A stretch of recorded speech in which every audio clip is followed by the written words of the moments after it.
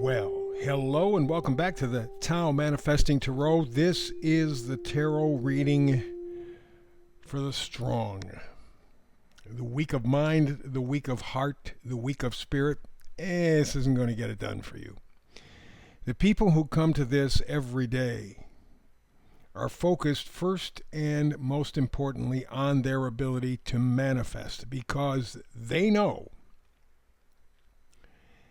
that that's the place where you can positively and negatively impact your life the most powerfully. Manifesting, the ability to create pictures, stories inside of your brain, gives you the only advantage we have right now over robots. The only advantage. And man, they are coming.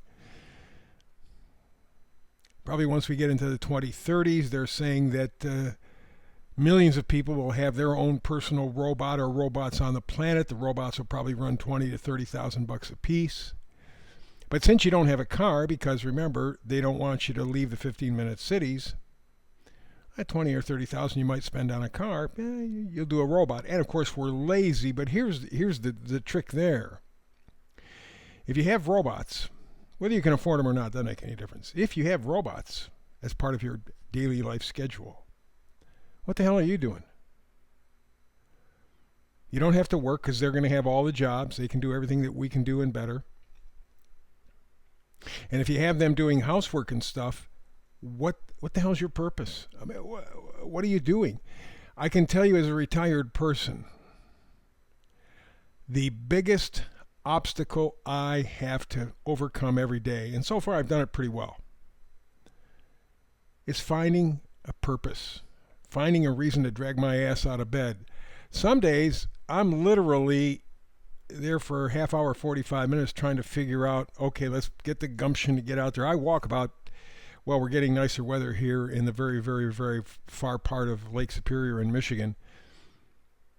But on the crummy days, the crappy days, the viciously frozen days, I'll probably do 3 miles. Summertime, probably do 6. And that's great. I also have this podcast. That's great. But being able to do the little stuff around the house, make the bed, make my meals. Do I like cleaning up after meals? Hell no. I don't know why it's such a problem. I remember as a kid, I came from a home where Mom cooked the meal, but us kids had to do the dishes. And sometimes that was not an easy task for my mother to make sure we accomplished, because we were kids and damn it if we weren't going to screw it up every way we could, you know. But the point of the matter is that now as an old man, I like making the meal. Cleaning up is something I got to talk myself into. I do. But having all these little things to occupy me gives me a sense of purpose, a sense of direction. When you have robots doing all of this for us, because it's so easy and so convenient, you don't have any reason to get your ass out of bed. Trust me, you don't have any reason. And that's a hell of a position to be in. So that's why I want to emphasize the manifesting. Now, we all manifest right now. Usually it's negatively. I don't want this to happen. I don't want this to happen. I don't want this person to, I don't. Rather than look at the positive. And then, of course, once we get what we've been manifesting, we bitch and scream about it, but we're the ones that set it up. You take that same energy, flip it around. That's the point of this. That's the reason I'm doing this. Okay, this is critical to me. This, maybe in some tiny way, is a legacy. Because I'm not going to be around that much longer. I'm 75 this summer. I'm in good shape. I can walk. I can talk. I can feed myself. I know where I am most of the time. Except when I get to the kitchen. I get up and I go to the kitchen and I keep asking myself, what the hell am I here for? Usually food, but that's not always the case. Anyway, you get the idea. So this is my gift to you and the generations that follow. Do not give up your humanity. And that is the ability to create pictures inside your brain. I don't give a damn about the technology. I don't give a damn about the robots, the politics. If you give up your ability to manifest, you might as well die. You're not human anymore, and life isn't going to mean anything. That's the big thing. That's the big thing. So that's why I do this. By the way, please like, subscribe, and share. Yeah, I see you. Like, subscribe, and share. Like, subscribe, and share. Help me with the algorithms, please. I need you to do that because the internet is always looking for reasons to take me off along with many other people and get us out of here because they don't want the real discussion. They want phony, fake, planned discussions. So like, subscribe, and share. Thank you. Now let's get to this. You see on your screen, very simple. This is the whole key here. I'm not going to throw a million cards at you. I'm not going to hand you a lot of crazy stuff. I combine numerology, astrology, the science of cycles with the science of tarot, which is potential. People think, oh, tarot, it predicts. No, it doesn't predict anything. I've done it for 20 plus years. It doesn't predict anything. What it does is show you potential. You act on that potential. There's the energy in the cards. Boom. Here's the frequency. Does it work? Doesn't it? Go for it. Numerology, astrology, science of cycles. And they count. They count. We're going to talk a little bit later on in the next day or two or three or whenever I have a chance to get to it. Some planetary configurations that are shared for the American Revolution and the American Civil War. Planetary stuff. And that's the point of the astrology and the numerology. Find out where it is on the cycle. If you find a certain time in history and you see the planets lined up in a certain way, go forward to when they line up that way again. You're going to find the same energy. It's going to exhibit itself differently, but the energy's there. And for right now, we exhibit the energies from the American Revolution and the American Civil War. I'll talk more about that. But take a look at what's going on.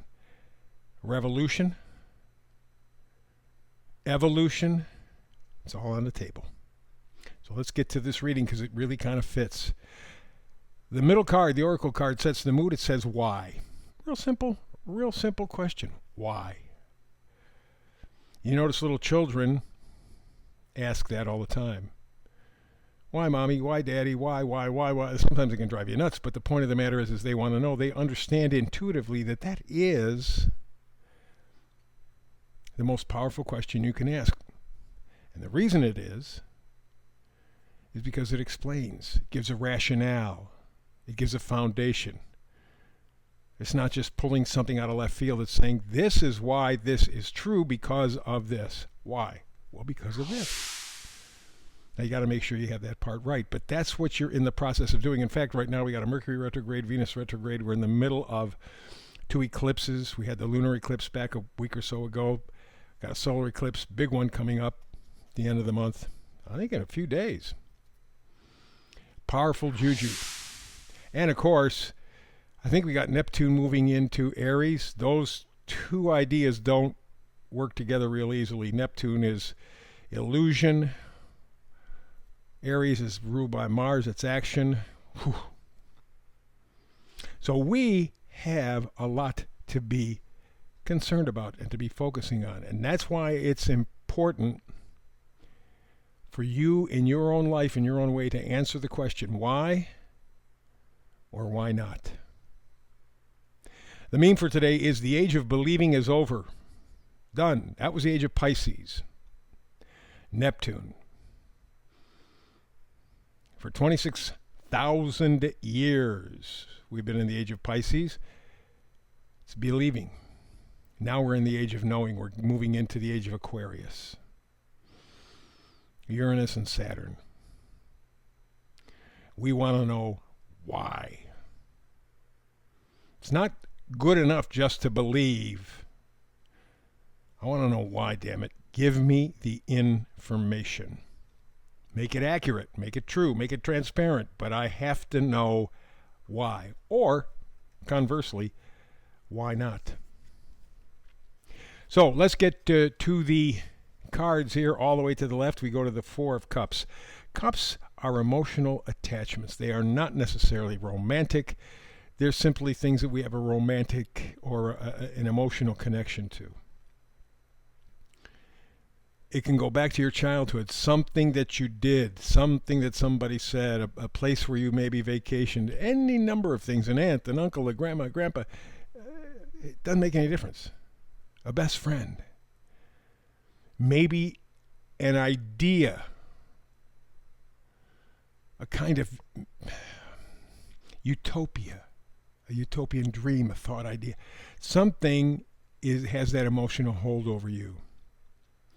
That's what the cups are about. But the Four of Cups said, you're not connected to that anymore.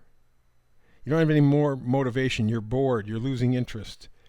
You are not emotionally connected to your life, to yourself. Frankly, you don't give a damn. And that's really, I think, what the last 4 years, 5 years, that's what it's been all about, is to disconnect us from us. And so you have to find out why or why not this impacts you so negatively. But the Four of Cups says it perfectly. Here you see Cosmos, some hand in a cloud, giving him a cup, love. He's got 3 in front of him. He didn't care. Doesn't make any difference. Who cares? We are at that point, in a way, we're robots. We're bots. We're not connected to our emotional self. And the next card is the antidote to that. It's the Queen of Cups. The Queen of Cups is intuitive, sensitive, gentle, compassionate. And if the Four of Cups is us disconnecting from us, the Queen of Cups is reminding us to, hey, make that connection. Find out why it's important, or maybe it's not. Why or why not? That's what you have to decide. Where am I going? And the why or why not means you need real, solid, honest information. Again, the age of believing, the age of Pisces is over. We're entering the age of Aquarius. We want to know, not simply believe. Why or why not? That's what you got to answer for yourself. The next 2 cards are the same card from 2 different decks, and that is, of course, the Nine of Wands.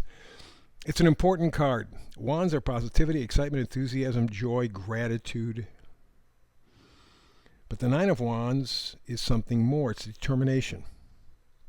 It's stamina. It's courage. It's saying, damn it, this is worth fighting for. I don't care about the price. This is really important. That reconnection with our emotional selves, because it also is a reconnection with our spiritual selves. It is a reconnection to ourself.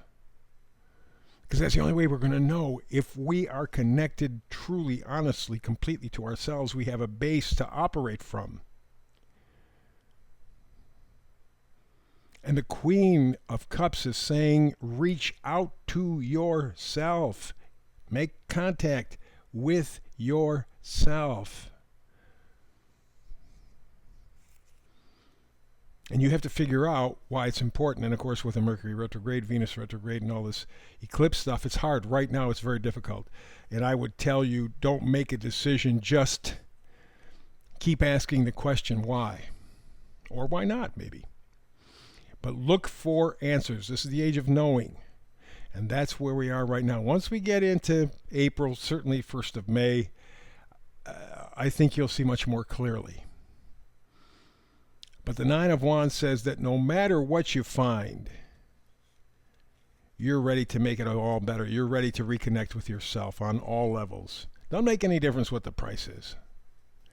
You understand, you know, instead of just believe, you know how important it is to make contact with yourself, to reconnect with yourself, your mind, your body, your spirit. You know, you don't have to guess, you know how important that is.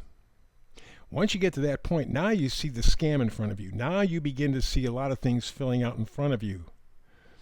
Because your ultimate goal is, why do I need to reconnect with myself? Once you answer that question, I'm not saying that you're not going to have problems or issues or hurdles, by no means.